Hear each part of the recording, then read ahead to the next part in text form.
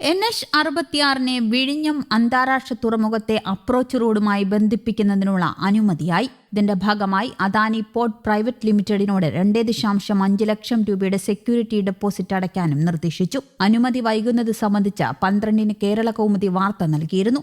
NH-66 പൂർത്തിയാക്കാൻ പോകുന്ന approach റോഡുമായി ബന്ധിപ്പിക്കുന്നതിനുള്ള സാധ്യതകൾ വിശദീകരിച്ചുകൊണ്ട് national transportation planning and research centre സ്ഥലം സന്ദർശിച്ച് വിഴിഞ്ഞം ഇന്റർനാഷണൽ സീ പോർട്ട് ലിമിറ്റഡിന് വിശദമായ റിപ്പോർട്ട് സമർപ്പിച്ചു.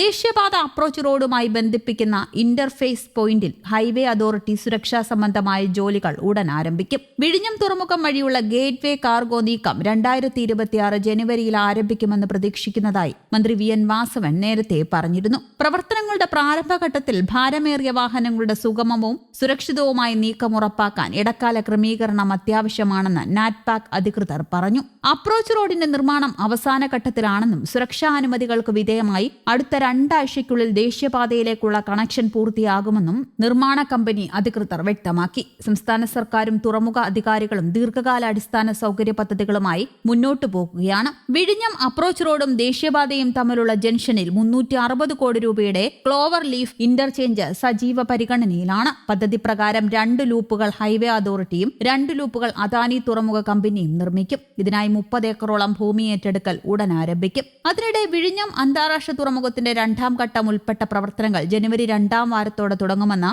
മന്ത്രി VN വാസവൻ നേരത്തെ പറഞ്ഞിരുന്നു. മുഖ്യമന്ത്രി പിണറായി വിജയന്റെയും അദാനിയുടെയും സൗകര്യമനുസരിച്ചാവും ജനുവരിയിലെ ഉദ്ഘാടനം നിശ്ചയിക്കുക.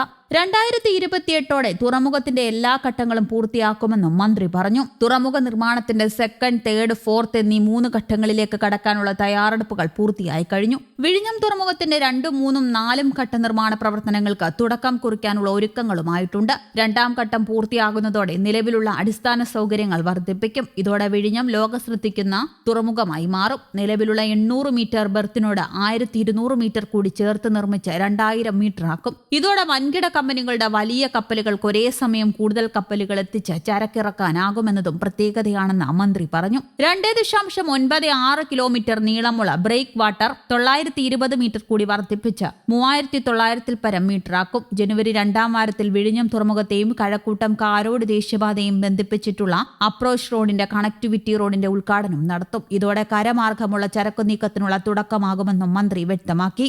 ലക്ഷ്യമിട്ടതിനേക്കാൾ 4 ലക്ഷത്തോളം കണ്ടെയ്നറുകൾ അധികമായി കൈകാര്യം ചെയ്യാൻ വിഴിഞ്ഞം തുറമുഖത്തിന് കഴിഞ്ഞു. തുറമുഖത്ത് ഇതുവരെ വന്നുപോയത് 636 കപ്പലുകളാണ്. 13.25 ലക്ഷം കണ്ടെയ്നറുകളും കൈകാര്യം ചെയ്യാനായി. ലോകത്തെ മുൻനിര ചരക്ക് കപ്പലുകളായ MSC ടർക്കി, ഐറീന, വെറോന എന്നീ വിഴിഞ്ഞം തീരത്തെടുത്ത് ചരക്കിറക്കി മടങ്ങി. നികുതി ഇനത്തിൽ സർക്കാരിലേക്ക് ഇതുവരെ 97 കോടി രൂപയോളമാണ് ലഭിച്ചിട്ടുള്ളത് എന്നും മന്ത്രി VN വാസവൻ വ്യക്തമാക്കി. ഭാവിയിലെ പശ്ചാത്തല സൗകര്യങ്ങൾ ഒരുക്കുന്നതിനായി കൂടുതൽ ഭൂമി ഏറ്റെടുക്കാനുള്ള നടപടികൾക്ക് തീരുമാനമായി. ഷിപ്പിംഗ് ആവശ്യങ്ങൾക്കായി കടലിൽ നിന്ന് തന്നെ ഡ്രെഡ്ജ് ചെയ്ത് മുന്നോട്ടു പോകാനും തീരുമാനിച്ചിട്ടുണ്ട്. റെയിൽവേ കണക്ടിവിറ്റിയായി ബന്ധപ്പെട്ട് 9.2 മീറ്റർ തുരങ്കപാതയും ഉൾപ്പെടെ മൊത്തം 10.7 കിലോമീറ്റർ റെയിൽവേ പാതയാണ് പദ്ധതിയിലുള്ളത്. ഈ പാതയ്ക്കുള്ള ഭൂമി ഏറ്റെടുക്കലും അതുമായി ബന്ധപ്പെട്ട പ്രവർത്തനങ്ങളും പുരോഗമിക്കുകയാണ്. 2024 ഡിസംബർ 3-നായിരുന്നു തുറമുഖത്തെ വാണിജ്യ പ്രവർത്തനങ്ങൾക്ക് തുടക്കമിട്ടത്. 2024 ഡിസംബർ 3-നാണ് എഞ്ചിനീയർമാർ കംപ്ലീഷൻ സർട്ടിഫിക്കറ്റ് നൽകിയതിനെ തുടർന്ന് വിഴിഞ്ഞത്ത് വാണിജ്യ അടിസ്ഥാനത്തിലുള്ള പ്രവർത്തനങ്ങൾ ആരംഭിച്ചത്. News desk, Kerala Kaumudi.